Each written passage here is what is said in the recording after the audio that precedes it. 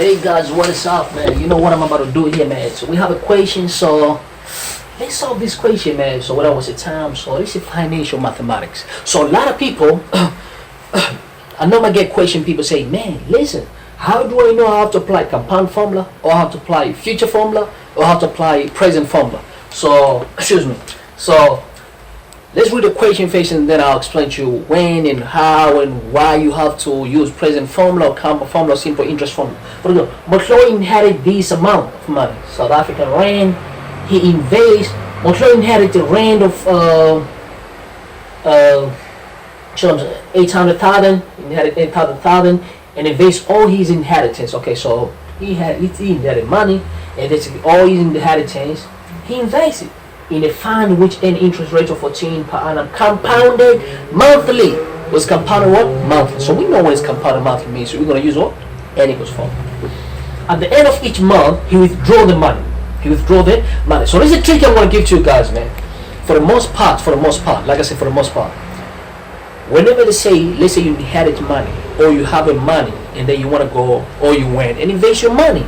So when you go and invest your money, excuse me, and then probably every 1 month you withdraw, every 1 month you withdraw, for the most part, that's when you use present formula. Or you take a loan, something like that, you take a loan from the bank, and then you have to pay every month 1,000 or maybe 2,000 or 500. When they mention 1 month, or a regular certain period of time, you have to pay. That's how you use future formula. Means you don't have the money, you went to the bank and take a loan, and you have to pay them. Every month you pay probably 500 or 200, whichever, however you're gonna agree with them. You know what I'm saying? So this guy the same thing. You say this guy Motloi inherit 8,000, and then he has at the end of each month he withdraw. But you see, he has the money already, so that's why we're gonna use present formula. But if you go and loan money from the bank, or you loan from wherever, your friends, your cousin, or certain organization, and then you have to pay back, that's when you're going to use a future formula. See what I'm saying? But for this case here, say, oh, he has the money. And since he has the money, he go and put in a certain fund. And then he's going to be withdrawing every month. That's when you use the present formula. Let's see now. So how many withdraw of 10,000 that he's going to do will Motloi be able to make from his fund? Okay, this is a thing, man. Excuse me. Let's say you have your money in your account. You have money. Let's say this is 100. Rand or dollar, doesn't matter, pounds, 100. And then every time you go to the ATM or the bank, you withdraw 20 rand. So how many withdraw? Means if I draw 20 rand or 20 pounds, meaning I'm going to do 5 withdraw here, because first time I'll go 20, second time 20, third time 20. So how many times? 5 times. There will be no money. So when somebody say how many times in other ways, like they ask you time, like how many times? You know what I'm saying? Because they say how many withdraw. What does that mean? Means how many times you're gonna go to your ATM or the bank withdraw this money here. Just like how many times. Or another way they ask you for the time. So for this case, say how many withdraw will withdraw for 10,000 will Motloi be able to make from his fund that invested in a certain organization or company or bank or in a fund. So what we're gonna do here, we're gonna apply future formula. How did I know? Because it's tricky. You know the future formula, like I say, right? Because of every month you draw. But he has the money already. That's why we use a present value formula. But if you don't have the money, go and borrow from the bank, and then you have to pay every month, that's a future formula. So now I got my formula here. This is a present formula, this is a future formula, this is present formula. So we're going to use the present formula because this guy, he has the money inherited from, I don't know, whoever he had from the money from. So let's go. So we're going to say present value formula. So we have to look what we have. He inherited this amount. So what does that mean first? Let me break down the formula. This PV is the amount that you have now. X is that amount that either you withdraw, but for this case, the present value, meaning he has the money, he went to invest, and then he take out every month.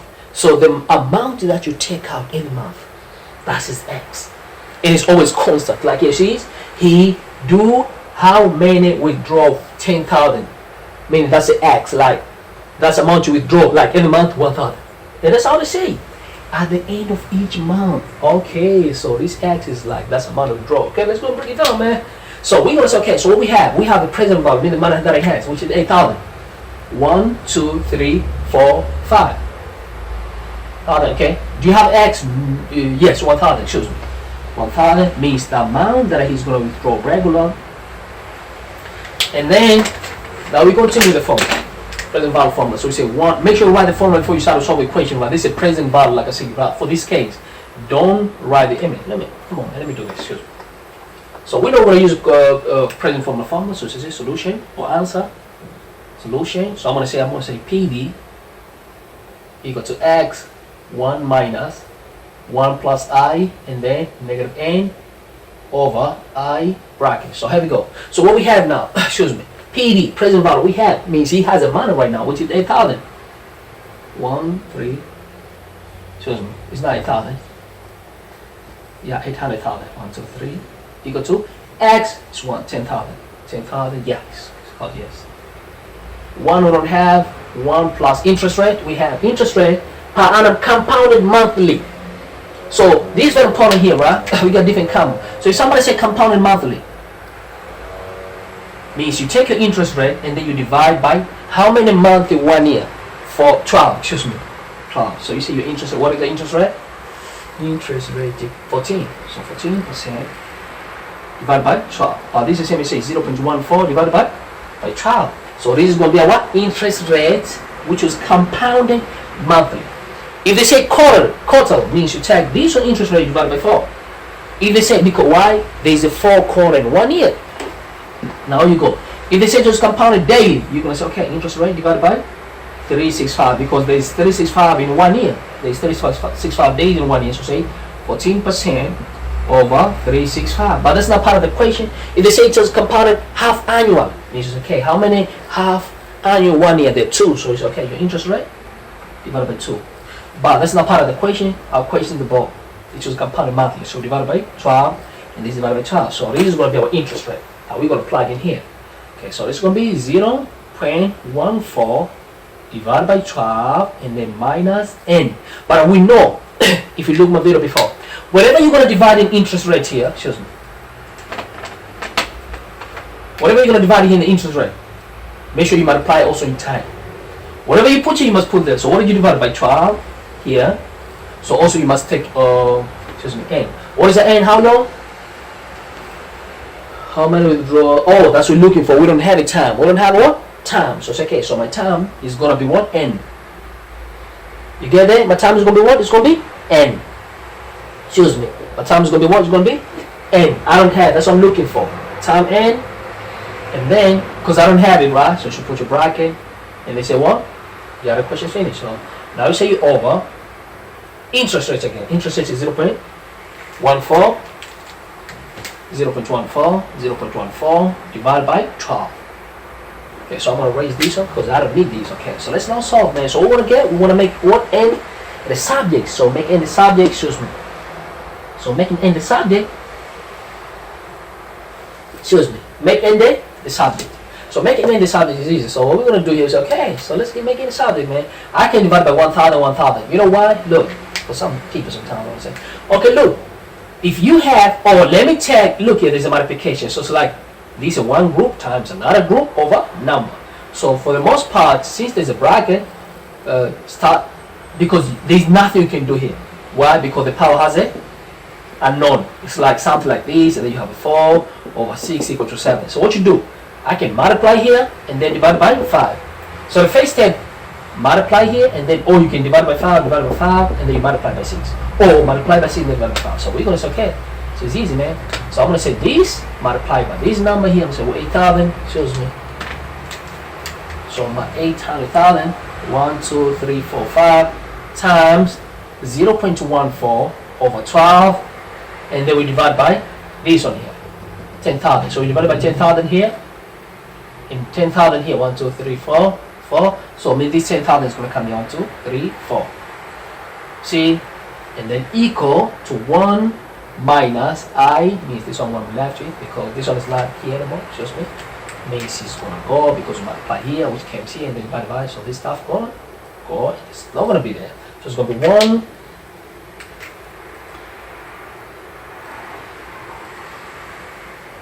1 plus 0.14 over 12 power negative n. So what we're going to do now, excuse me, and the next step, see, is, look, we have a negative and then you have a, all this group. It's like somebody give me, let's say 3 equal to 1 minus x power negative, let's say, no, sorry, excuse me, I've been wrong, because this stuff here is known. But I will encourage, don't plug now the calculator, right? Just do your stuff at the end and they can insert your value in the calculator. So this one here is like, let's say 3, because remember you're going to get the number. So we let's assume with 3 you get, and then negative x. What you want to do here? See, I can either take this one here, or I take all of these to the left, and then it's going to become positive, and this is 1, and this one is going to come, let's say this is 0.5, let's say, and this is going to come to the right, so it's going to be 1, no, let's say it's 3, so it's going to be 1 minus, there's no need change, so 1 minus 3, it's going to be 3 negative x equal to negative 2. Now let's say 0.5, 0.5 will make more sense, which when you minus will be 0.5, so 3 negative x equal to 0.5, something like that. So you do the same thing here, excuse me. So don't get scared like how you look, no, look, this is like one number with unknown power, so I'll take all of this to the left, so because I want it to be positive, so it's going to be 1 plus 1, 0.14 over 12, and this is going to be negative n equal to 1 minus the whole this group was going to go to the left. So 1, 2, 3, 4, 5 over 1, 2, 3, 4, and then we multiply by 0.14 over 12. Okay, so what do we want here? Excuse me. Remember, excuse me, your power is unknown, and whenever you have a unknown power, what you do, you apply logarithm. I think I'll explain to you this one a lot, but let me explain to you guys. Look, if somebody gives, let's say, 2 power x equal to 5, the only way you can get this value, you have to apply logarithm. So I'm saying you have to apply logarithm, but when you start university, you have to apply something called log. But for the high school, lower grade, middle school, you apply logarithm. So when your power is unknown, you apply logarithm. What do you mean, man? If it's something like this is easy, because you're going to say 2 power x equal to 2 power 3. And if, since the base are the same, then power is going to be equal to 3. If somebody gives, let's say, 7 power y equal to 49. It's easy, because we're going to say 7 power y equal to 7 squared. Base are the same, power must be the same, y equal to 2. Something like that. Okay, so somebody give 3 equal to 81, 3 power x. This is going to be 3 power x equal to 3 power 4. So since the base are the same, then the power is going to be the same, x equal to 4. You see what I'm saying? But now, excuse me, sorry.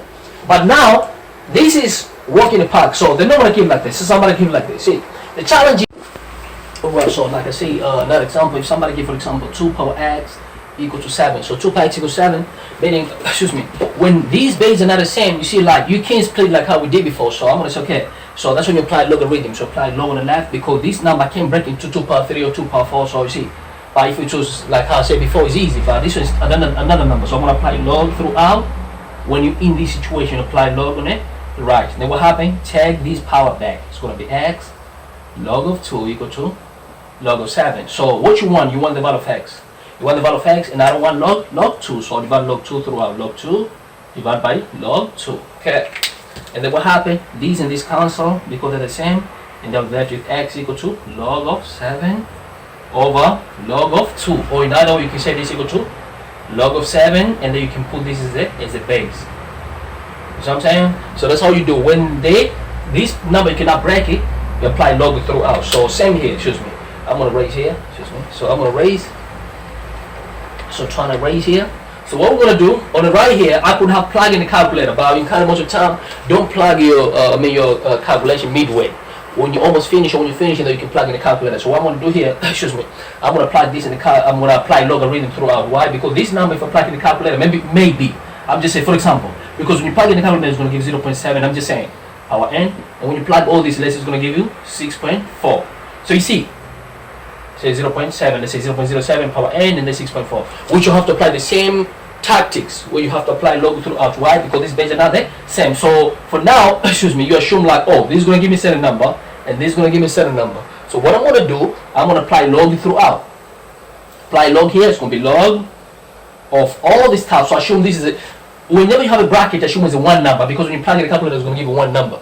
See, so I'm going to say, okay, this is going to be log of 1 plus 0.14 over 12 power negative n equal to log of right hand side, which is 1 minus 1, 2, 3, 4, 5 over 1, 2, 3, 4, and then we have a 0.14 over 12. Yeah, that's it. So what we're gonna do, we're gonna take this power on the back. Negative n go to the back, to the front, so it's gonna be negative n here, and then here I'm gonna be left with log 1 plus 0.14 over 12 equal to log of all this stuff on the right hand side, which is 1 minus 8,000, 1, 2, 800,000, 1, 0, 1, 2, 3, 4, and there we go, 0.14 over 12. So what happened? Remember, this is going to be like a one number, and this is going to be one number. So I'm saying this is going to give you one number. My apology. This is a one number, and all this stuff is going to give you like one number if you plug in the calculator. Let's say put in the calculator, let's say I'm just saying, it will give you 0.5. And this put in the calculator is going to give you, let's say, 0.2. I'm just saying. Let's say negative 0.5. And here we have a negative n times, because there's a multiplication here between bracket and a letter. So what happened? I need the value of n. So since I don't need negative and 0.2, I'll divide by negative 0.2 divided by negative 0.2, and then I'm going to get the value of n. So same here. That's what I'm saying. So what I'm going to do now, I need the value of n. What I don't need negative, I don't need all this stuff in the bracket. So I'm going to say n is good. So we're going to divide through out by, just like if somebody give negative, I think I just explained now, so I don't have to re-explain over and over. So I just need the value of n. So since I need the value of n, what I'm going to do, divide by, like I say, whenever you have a bracket, it's like one number. You see, it's like treated as a one number. Like if somebody gives 3x plus 4, these all treated as a one number. It's like 3 times 8. You see, so same thing here, excuse me. So it's going to be like negative n times certain number. So since I want n, I'm going to divide by anything I don't need. I don't need this and I don't need this bracket. So I'm going to say, okay, divide by negative throughout. Negative log 1 plus 0.14 over 12, and left and right. And this side, negative log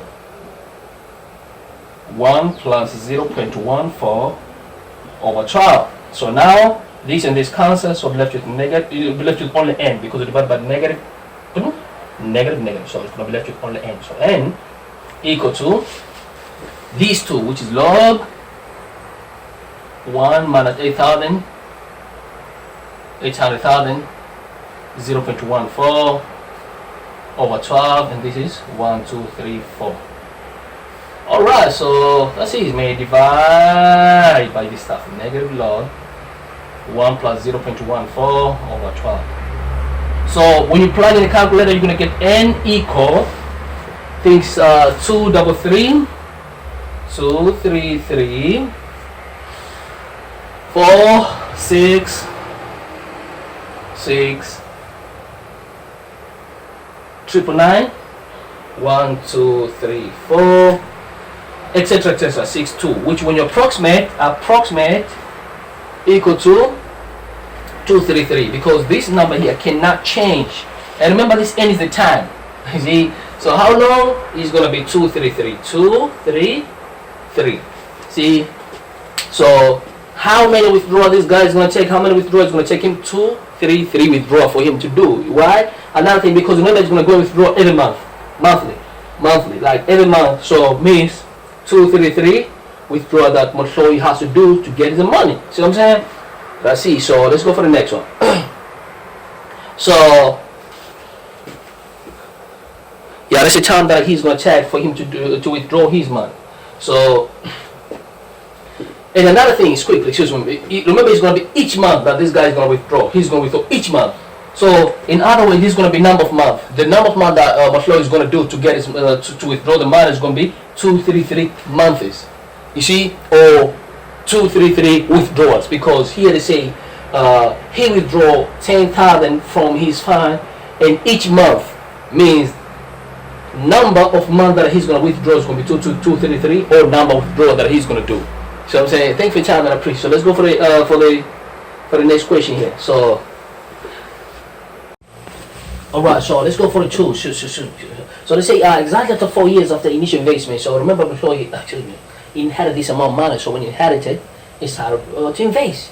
So now exactly after 4 years after initial investment, okay, now so he put 8,000 initial. Then you remember, you started to withdraw 10,000 every month, right? So after 4 years, exactly after initial investment, Motloi decided to withdraw all the amount of money in his account. So after 4 years, he decided, you know what? Nope.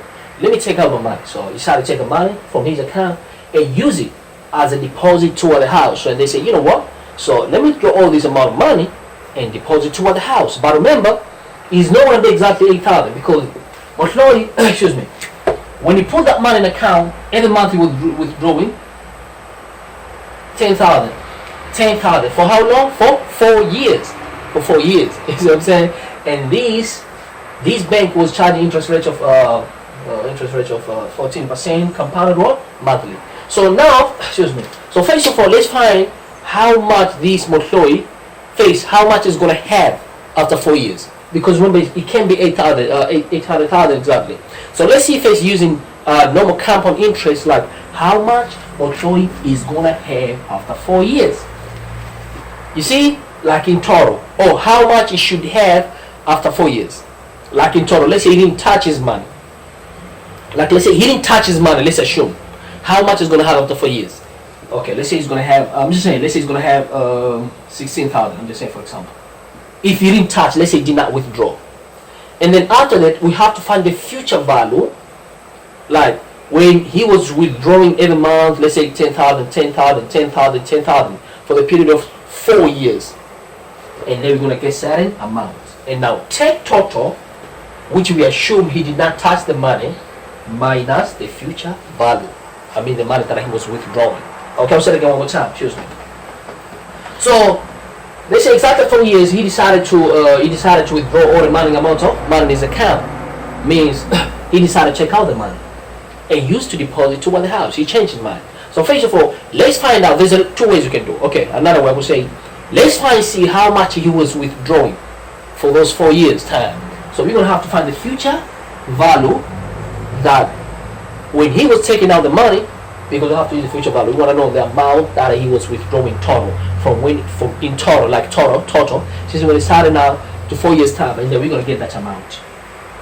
And then also we're gonna say, okay, if I put 8,000, if I didn't touch it, let's say I didn't touch it for 4 years, I'm gonna get a certain amount of money. So we take all amounts if I didn't touch minus the amount that I was withdrawing, and then we're gonna get the amount that Motloi he withdraw and go deposit for the house. Okay, so now this is how we're gonna do. Excuse me.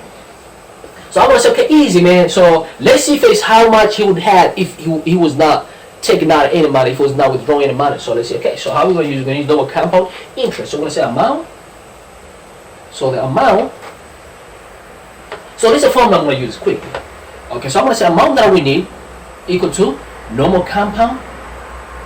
Okay, the amount that he has to withdraw is exactly 4 years. What do we want here? Okay, so let's say amount deposit for the house equal to amount for compound interest for the 4 years that are if you didn't touch the money, use normal compound interest minus future value. So I'm saying just like I explained previous. So we say okay. So now, so we're gonna say amount deposited, amount that he's gonna withdraw. Let's say amount W, so that it can make more sense. Amount W, excuse me, amount what? W is going to withdraw equal to amount normal to, going to say principal 1 plus interest rate. What is the interest rate? Interest rate over compounded monthly. So we're going to say over 12 times what? How long? 4 years. So we're going to say 4 years times how much is compounded? Compounded monthly minus future value. So we know the form of future value this one, which is going to say X, which is going to be 10,000. But let's write the formula phase. The future value formula this one, this is a present future value formula. That's why I left them there on top. So future value formula, we're going to say X, and then we got X plus I, and then we say power N, and then over I minus 1 in bracket. So that's the future value. So this is going to give us the amount that Motloi is going to withdraw from the account. Means the total amount that he's going to have after 4 years minus the amount he was withdrawn. And then the amount left is the amount that he's going to take out and go deposit for the house. So I'm saying, so let's go, man. So easy. So we're gonna say, okay, this is same as saying, excuse me. So say equal. What is the principle? For here, if we did not touch the money, like I say, he take it 8,000. We assume okay, in 4 years time. So okay, so it's gonna be what is the amount there? 8,000. So I'm gonna say 8,000. Make a space click. So it's gonna be equal to 1, 2, 3, 4, 800,000. 1 plus interest rate. What is the interest rate?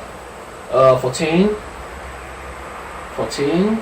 or you can say 0.14 because say 14 means like 14, look, 14%,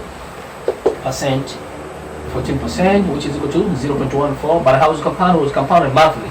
So say 0.14 divided by 12, 0.14 divided by 12, so this will be 0.14 divided by 12. Okay, 4 times 12 equal to 48, minus, now we come here, x, this is a future value, like when you were withdrawing every month 1,000, so that's equal to 1,000, x, 1,000, 10,000, excuse me, okay. The formula is wrong here, my apologies. This is 1 plus I, it's not x. 1 plus I, so we say 1 plus, what is the interest rate? The same thing, 0.14 divided by 12 power n. And how it was compounded? Compounded the same. So how was compounded? Was compounded monthly. For how long? For 4 years. And then minus 1. Minus 1. But for future value formula, always we divide by interest rate. What is the interest rate? Same thing. Is 0.14. But how was compounded? Was compounded what? Monthly. So now this, plug this in the calculator, plug in the calculator. When plug in the calculator, the facial is going to give us 1396, excuse me, 1396, 1396, 005, 0.54, then you minus 638, excuse me, 577.36. So amount that which is going to withdraw equal to 757, 428. So this amount in South African rand, but if it's in dollar, it's a dollar. If it's in pounds, it's a pound. If in UK, you can say pound. If in Kenya or Tanzania, you can say shillings. If in Nigeria, naira. Alright, so this amount of money that you're gonna withdraw. If in Zambia and some of the Central Africa, you can say Mitikash, Kwacha, Zambia, Malawi, and other countries. So I'm saying, so yen, Japan, China, Saudi Arabia, and all other places. Okay, so let's go. Excuse me. So the next one, they say Motloi deposit exactly 30% of the purchase price of the house. So listen, this is the amount that he's gonna withdraw. See, so the second part they say Motloi deposit. So the money that he's going to deposit, but remember, this is the amount that he's going to deposit. See here they say, what the value of Motloi deposit to the nearest rand, mean this amount that he's going to deposit. Okay, so he take this money, go to deposit. But they say something here, right? Motloi deposit is exactly 30% of the purchase of the house. So this amount is 30% of the purchase of the house. So how are we going to say? In other words, I'm going to show you easy way. So we're going to say, okay, so I'm going to say, okay, so this is B from the last one. So this amount here, for most parts, okay, this amount, which is how much? 757,480 is 30% of the purchase of the house. Means you put amount and percent, or say amount and percent. So this amount equal to 30%. Now what do they want? They say, what is the price of the house to the nearest means they want what the whole price of the house. So now I'm going to say the price of the house is 100%, like the whole percent. So I'm going to say amount and percent. So this amount you go 30%. What about 100%? Mean the whole percent, because anything, excuse me, when you go buy to the shop, if you go to the shop and buy this, what happened? Mean this is 100% price. If they say 20 rand, mean this is 100%. This is 100% price of the market pay. You see what I'm saying? So now when you say means 100%, so 100% meaning the total price. So it's okay. So excuse me. So now 100% we don't know how much. You know what I'm saying? So I'll say it again. This amount is 30%. What about 100%? How much? That's easy. So this is the amount. So we can cross multiplication. You say x times 30. X times 30 can be 30% times x equal to this times this is 757,480 times 100%. What do you want? I want to get the value of x. So divide by 30% throughout. Divide by 30% throughout. So this and this cancel. So my value of x equal to percent and percent cancel, and then I can divide. Try to plug it in the calculator, and then you're gonna get plug in the calculator quick. Excuse me a second. So I'm gonna get 2524. So I'm gonna get 2 760. So this amount, this is 100%. I mean the amount that Motloi was supposed like to pay in total, but she only deposited 30%, which is this one. So this is 100% price of the house. So 100% meaning this amount here. Or in other words, this is the actual price of the house. You see what I'm saying? So that's it. So if you don't know, okay, but so the question is done. What is the price? What is the purchase price of the house? So this is the purchase price of the house. The question is done. But sometimes they may ask, okay, how much Motloi should have to pay in the future? So I'm going to say, okay, this is total price, 100% price of the house, have to minus 30% price of the house. And that's going to give me the amount that he has to pay more. Because remember, he's going to pay the 30% of the house, and the 100% of the price of the house is this one that he should have paid, but he didn't have, so he only paid what? 30%. And if they ask, okay, how much he has to pay more? So I'm going to take all this is the total amount of the house minus what he paid or what he just paid, and then that's going to give me the amount he has to pay in the future. Thanks for your time, man. I appreciate it. Don't forget to subscribe, click the like button, share, and share with other people, and tell me how to probably leave a comments, construction comments. Thank you a lot, man. I love you guys, man.